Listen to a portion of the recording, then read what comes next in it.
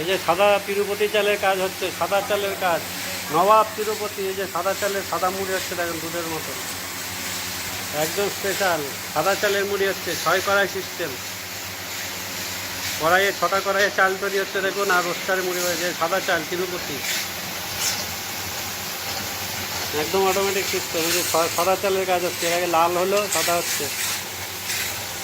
কোচবিহার দিন আটার কাছে বসেছে, ঝাঁটাগুড়ি বলে জায়গা। এখানে 6 কড়াইয়ের সাথে রোস্টার দিয়ে সেটিং হলো আমাদের।